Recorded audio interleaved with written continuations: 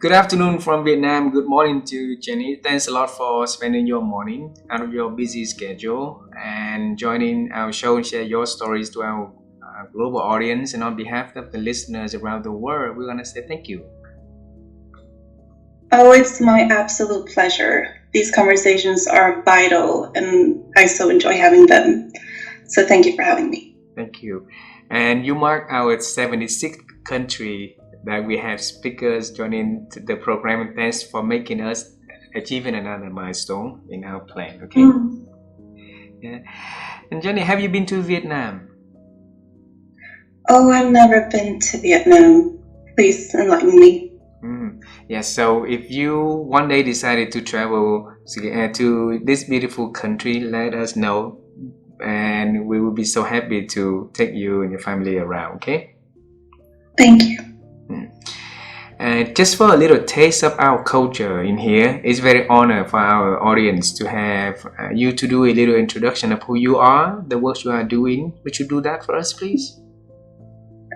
Absolutely. My name is Jenny Landgren. I'm a behavioral science expert for management and business development.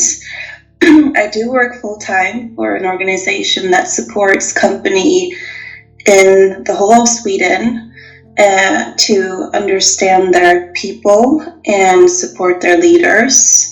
It's both healthcare and behavioral science and psychology. So I'm an organizational consultant that travels around a big part of our country to support in conflict resolutions and group development and counseling leadership teams. And also I have my own company, my own baby, where I get to be very in touch with my own story of being a survivor of narcissistic abuse and supporting my clients in expanding their lives and reconnecting with themselves and moving forward with connection to who they are and what they truly want and their core values and their own inner guidance system that they often have lost throughout the relationships that they've been through. So I do many things. I feel like a kid in a candy store many days, but it's so rewarding and such a pleasure to get to support the people that I get to spend time with. Jenny, thanks a lot for helping the leaders to get better, and through your own story also of bravery, of courageous, and then of resiliences. That's what we need in to overcome the challenges along the way of growing. And living is not easy. So the way that you help people to grow will help us to be more ready in the future and to equip ourselves, in that change, right? So this conversation, we're gonna examine your journey together, and I hope that you will, be an open book and share your story with us and how you overcome your situation, how we can, cope and learn from that. Okay. So open. Yeah. So Let's do it. Jenny, when I was little, I always wanted to become an astronaut. Okay, and life didn't give me any opportunity to do the things that I love doing. So for you, when you were little, what was your dream about the works that Jenny is going to provide for the people in the future? Well, such an important question. I love connecting people to their inner child. I actually, to be honest, I at first thought about professions that would bring me big money. And the reason behind that was because I wanted to support my family. I wanted to give my mother and my father everything they ever dreamed of.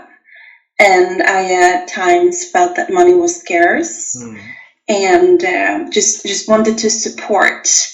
And I think along the way, I realized that it was not those professions. I thought about being a lawyer. I thought about being just the things that, you know, a child would think up, would bring that money. That it was actually not about the money, and it was not about being a lawyer. It was about supporting the people that I love.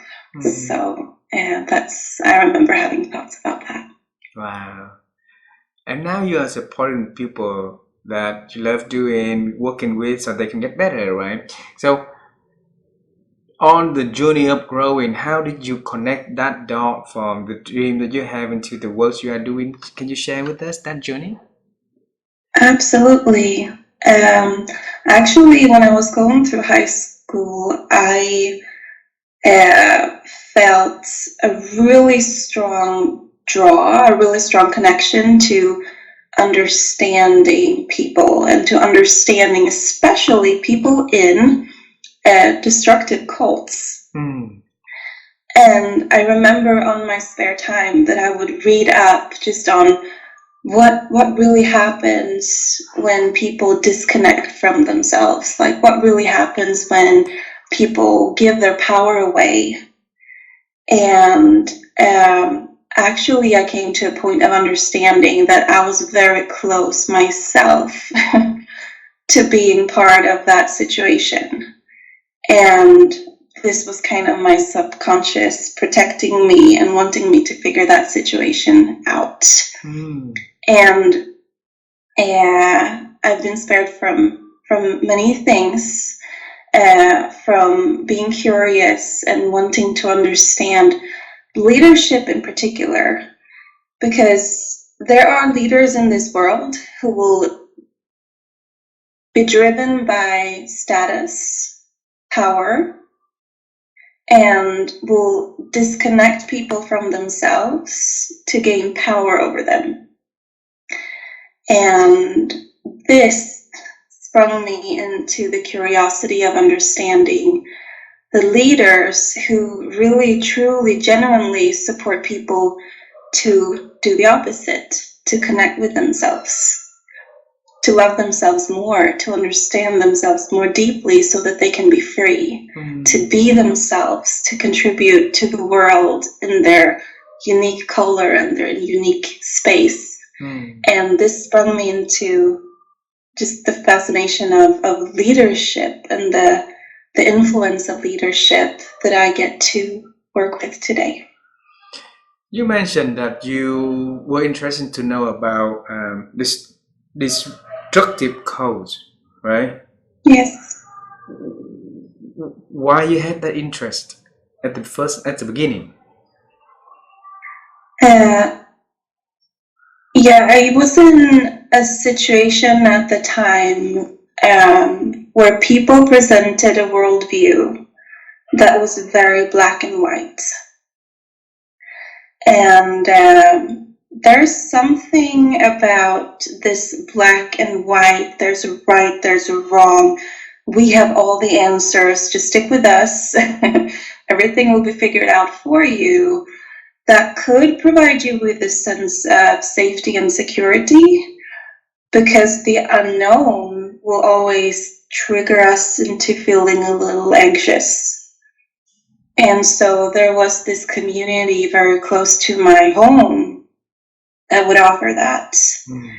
And in time, I grew to just let go of the duality of it and open up to more curiosity and more understanding for just the wholeness of things, and appreciating different experiences and different views on matters. So what triggered you to have that curiosity to get out of that? Oh, you're asking all the right questions. I think I've always loved growing. If there is a right answer for every question, and if that answer is outside of me, what do I really have to contribute to the situation? So I think it's just in my nature, and I think it's in every human being's nature, to grow. That's healthy. Like, that's how we are when we are in our highest self. We are growing, we are expanding, we're claiming our space, and that's never in conflict with anyone else. That's not someone else's space that we're claiming, that's our own. And I think I was just always feeling excitement and just genuine joy of finding answers also within myself, and expanding on that. On the journey of growth, there are always challenges, right? And then you've been facing with challenges left and right in your life and inside of your family also. So would you tell us, about that story? Yeah, absolutely. So I entered a marriage that was very much drawing my attention to the happenings that were outside of myself. And this is part of manipulation, that things will be thrown at you out of the blue, so that you will be focused not on your own feelings or your own inner guidance system, but on how other people are acting, how other people are behaving. And it just keeps you in this state of adaptation, this state of being overly understanding and compromising with your own well-being and your own boundaries. And it came to a point of burnout for me. And it came to a point of realizing that my children don't really need their mother to, die for them. They need their mother to be alive for them. And so it came to a point and a walk in the woods of understanding that I get to move from he has to do this, he has to change, and to coming back to my own behavior, my own choices, and recognizing that I'm gonna be okay. And that was such a turning point of going from my mind being towards thinking I was responsible for other people and their well-being, into my own choices. That is the only thing that I can control. And discovering what those were and moving forward from that in integrity and alignment with my values and how I want to live my life and what I want for my kids. Jenny, it was very brave of you on that walk in the wood, right? And have that thought for yourself and come up with a final decisions that you're gonna make the transformative change. So I want to bring you on to that morning or afternoon or evening walk on the wood. I don't know, but then join with me on that journey, okay? And I want you to tell us what happened in your head at that moment. What running in your head when you finally come to that decision? I would say it's not so much what happened in my head, but what happened in my heart and in my soul. And this is something that I take my clients through, because we so easily lose the red thread of our leadership. We want to please people. Like, are we pleasing my own bosses or my team? Or am I pleasing the customers? That really, we as leaders, we are the red thread of our leadership. And science teaches us that is not only focused on our logic and our reasoning. I was very much stuck in my head, wanting to do the right thing. What's right, what's wrong, what's black, what's white, what's good, what's bad. But science teaches us that we have a second guiding system, and this really completes our being, that is our emotion. Some people would call it our guts. So I spent a lot of time, and also with leaders who are not recognizing that they have a story like this, in connecting them with their emotions and taking it down from their head into their body. Our decisions should really come from our gut, our belly, and understanding that all the decisions that we're making throughout our day, they are either a yes or a no to us. And I have an American colleague that also teaches this so very well. Her name is Dina Marie. I just want to give credit to her for the work that she's doing. All the decisions that we're making is either a yes or a no to us, and our body will tell us. So that's what happened to me in the woods, is that I reconnected with all of me to recognize that this is a no to me. Being treated this way is a no to me. And that's okay. That is okay. And that's how I get to live my life forward, to honor my yes and my no. And this is truly how we create our lives as a leader. Just going through a leader's day, there's so many decisions. When you connect to your inner guiding system, like you figure out your core values and what's important to you, and also you have your yes and your no, nothing can stop you. Nothing will rock you. You have, it is clear to you in every step the path that you're taking. So I think that's what happened to me, that I reconnected, and that brought me peace. So I'm curious, because a lot of us are not connecting those dots together, that let us live in a life, where passion is not aligned with what we are doing, where our values are not aligned with what we're making decisions. So what's wrong with us at the beginning? Why things are not connecting? There's nothing wrong with you. Welcome to the human experience. This is actually a love disease. You're very loving people. Your attention is drawn to the things that you care about. I like to draw 3 circles. So there's one circle that is you.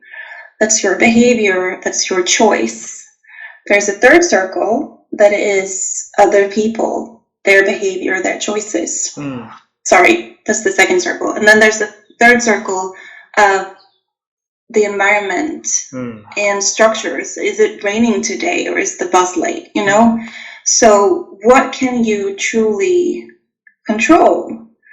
And what people come to realize is that I can only control myself.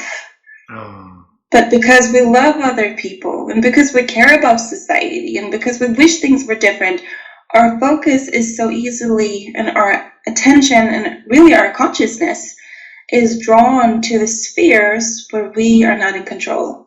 And there are 3 things common here.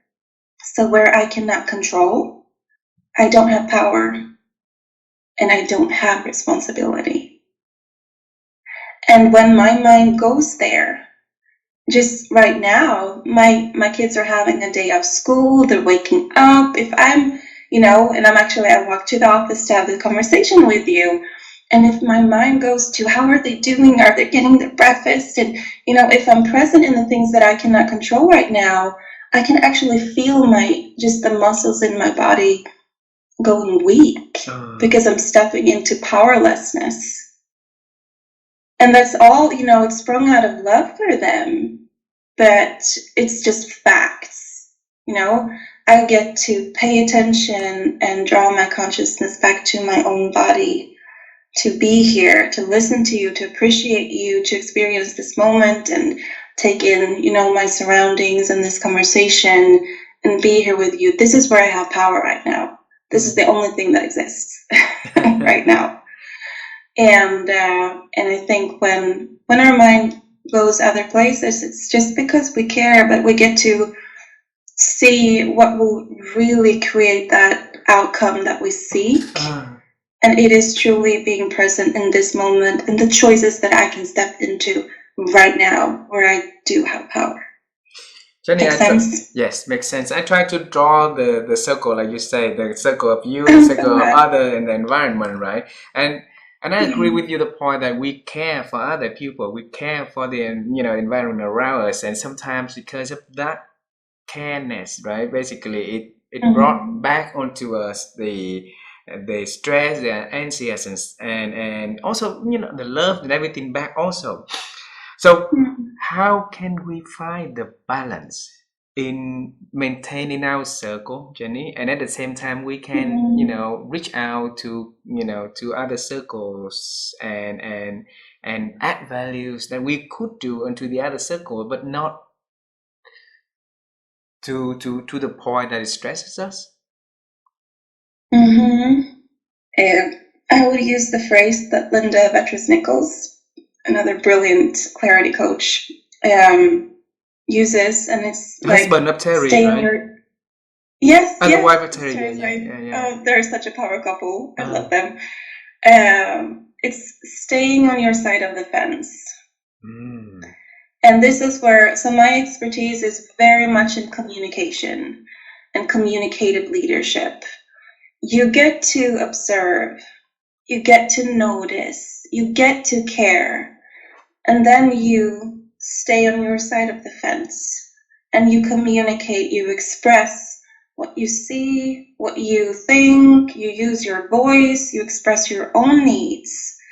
And really, that's the magic of collaboration. When you are being truly you, honestly, authentically you, and you allow people to play the leading role in their own lives. This is so important. This is coaching, you know?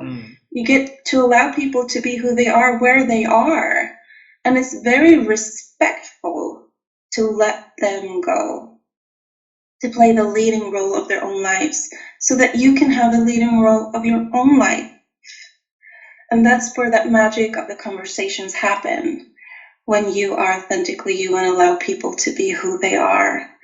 And you have that juicy culture of everyone coming with their own vibration and their own color, and that's when we really, really pop. Wow, Jenny. With that being said, that there has to be a fence there, right? Yep. But sometimes we forgot to build that fence. Sometimes we forgot the existence of that fence. And sometimes people do the same thing too. They forgot about the fence and they jump into our lives with advice, with guidance, and then, you know, and those advice and guidance becoming not helpful but hurtful for us in terms of letting us be taking the lead on our life, right? So the question is, when do I know that I need to, you know, realize that I forgot about the fence and I need to respect, you know, I need to stay on this side of my fence to have people having the freedom to do whatever they want outside of that fence? That really makes this conversation come full circle, because at the beginning we spoke about our yes and our no. And when you pay attention to how people make you feel, and when you're present in your body,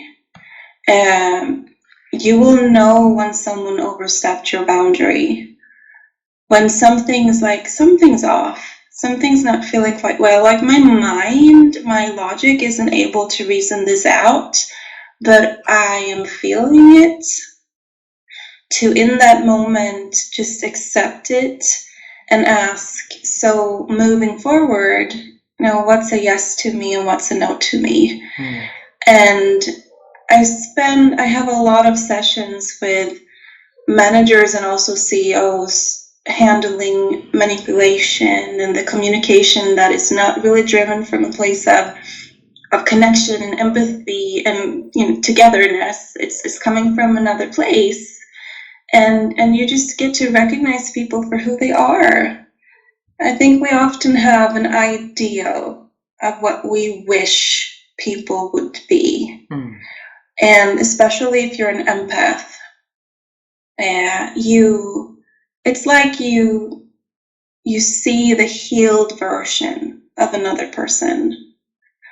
And it's just really respectful to, you know, not pay so much attention to what people actually say. How are they actually behaving and doing and acting and choosing, and accept that, and then go back to that side of your fence and make your own decisions. So based on how this person is communicating and acting, how do I truly feel? Like, is this, and it's one step at the time. Replying to this message, is that a yes or a no to me? Or even like replying to this section in this message, is that a yes or a no to me? And what we answer to will grow. What do you mean by that? It means that what we allow in our lives is going to claim that space. Another example is, we're all, not all, but many of us are on social media, right? So we have this flow of messages and information just coming at us, and the algorithms work that way. Then even if things are coming our way that are not helpful, we don't agree, that's not healthy, you know, if I respond to that message, if I engage, the algorithm is going to show that message to me even more. So I get to pay attention. It's the exact same thing in communication, that what I pay attention to and what I engage with will grow.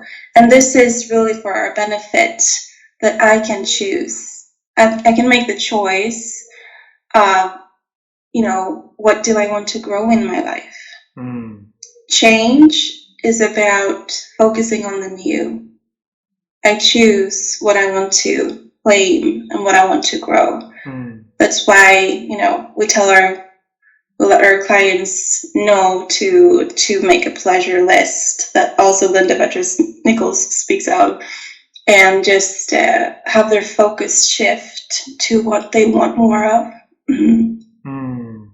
So it's like rewiring our algorithm, rewiring the brain and the thought that come in through our life, right? Because if we, to what I understand, if we keep thinking, then we are drawn to our life more same information, and then the algorithm will work its way to attract more of that information into our life, right? So what is a baby step I can take, and the audience can take, Jenny, to start rewriting that algorithm in our life? Let's see. You can reconnect with joy. You can reconnect with pleasure. You have this. Okay, it's so easy to dive into theory. Like just put a blank page on your refrigerator and write down the things that bring you joy. Write down the things that are pleasurable to you. And very likely to many people, if I would ask you to do this for your partner or your child or your best friend, you would write down that list so quickly. But the thing is, we're not very used to being present with our own pleasure and what we, you know, value in life. So you get to write that list, and even if it doesn't come straight away, maybe you love taking walks in the woods, or, well, I do like to light a candle and take that bath, or I do like to make that phone call to my friend who I haven't talked to in a long time. But you keep staying there. You keep allowing that to fill your mind, and just let that list grow. And what happens is that becomes your new neural pathway. That becomes the thing that is a second nature to you, and the thing that you actually schedule in your calendar first, before you go to all of the other requests and the expectations of you. You open up, and it's like, how can I get my joys in here? How can I get the things that just nourish me from the inside? Like, how can I get this in here first? And then you know when you're open to, help out a friend to move that couch or attend that meeting.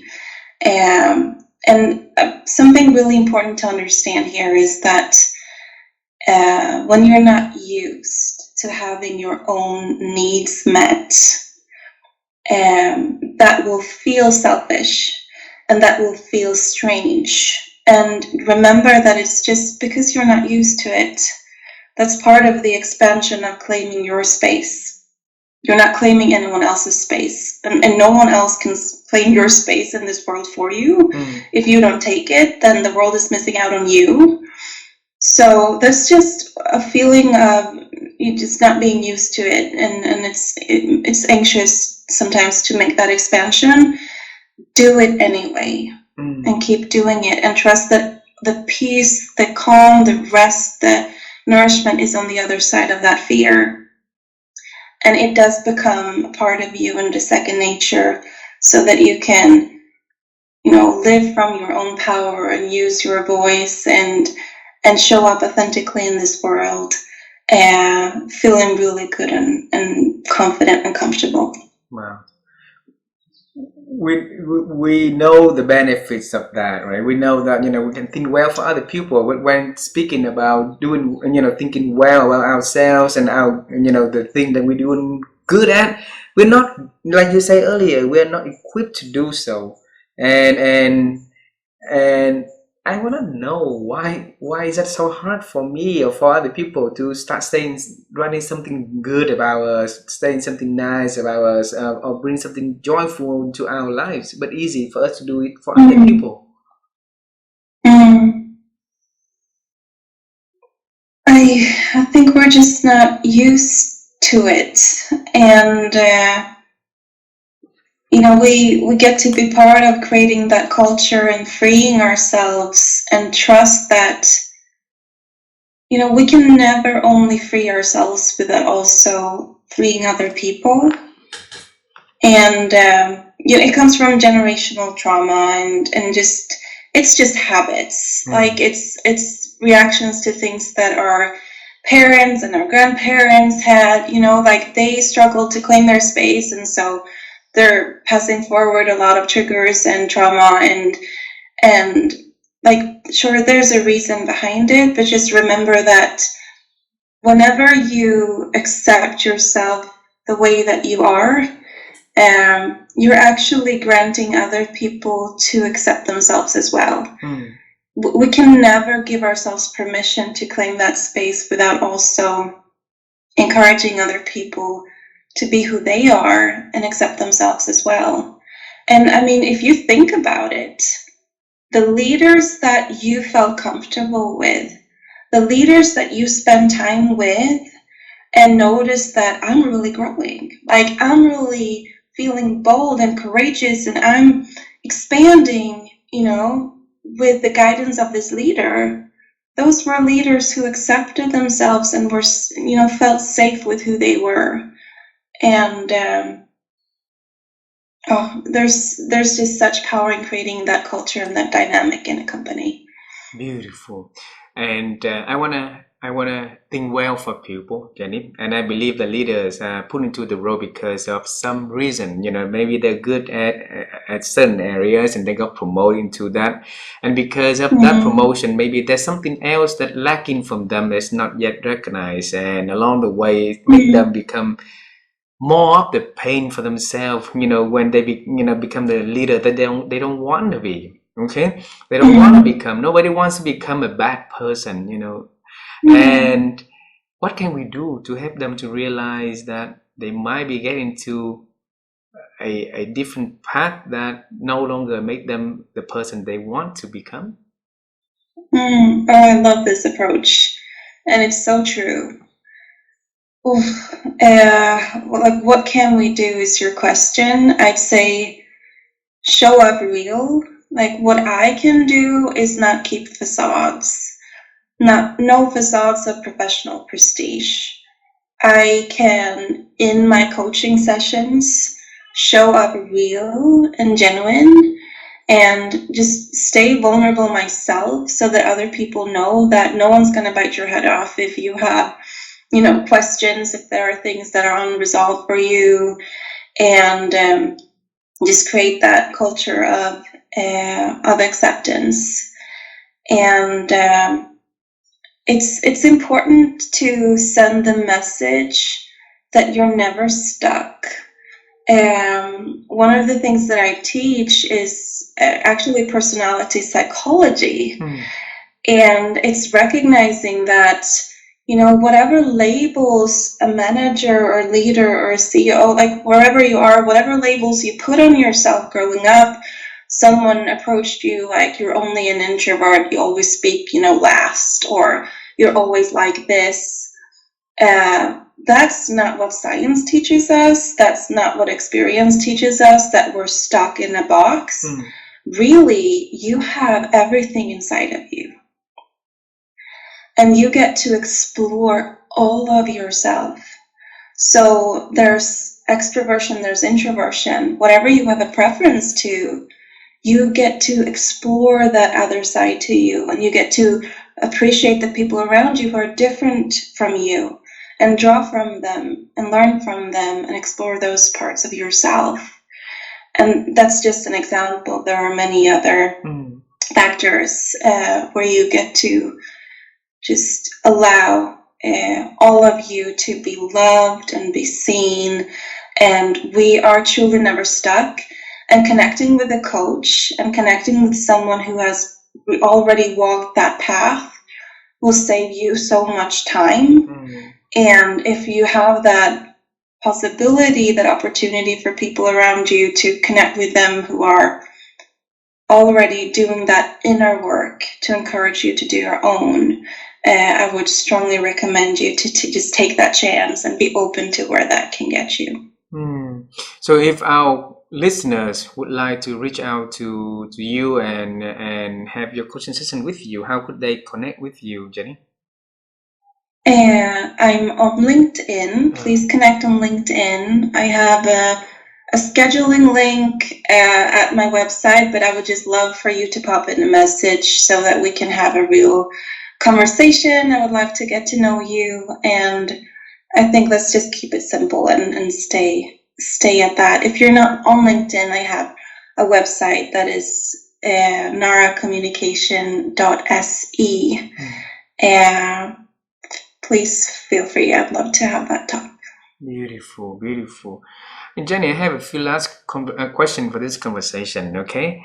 And you've been through a lot of challenges in your life, and then you came to the moment of transformation, and then you not only change yourself, but also helping managers and leaders to transform for themselves. That is a noble work that you are doing, and thanks for doing that. And along the way, there must be a lot of thinking that happen, from one point to the next. My wife and I, we've been on the quest to help people to improve their ability to think, because we believe that ability itself has been diminishing for so many people. And if we can pick the brain of great thinkers out there and having those practices shared, and whoever listens to those practices will be able to pick up one point or more to apply in their lives, that could definitely change the trajectory of their life. So the question for you, Jenny, is how have you been growing your ability to think over the years? I might be repeating, I know you've had a wonderful conversation with Terry Earthwind, and I might be repeating his teachings to you. But it's really stepping out of duality and not fearing making the wrong choice. The leadership quality that I admire the most is to be open to change one's mind. Because as we grow and develop, we take in new information. We take in new situation and experiences that makes it really clear that we're not making the same choices today that we did 10 years ago. That's just part of evolution. So recognizing that and not seeing choices as, am I making the wrong choice? Is this bad or good? But really coming at it from a place of it's just a choice with consequences. And as we grow, we continuously get to evaluate the consequences. So is this giving me the outcome that I choose? And if not, that's okay. And I get to reevaluate, and tomorrow I get to make a new choice.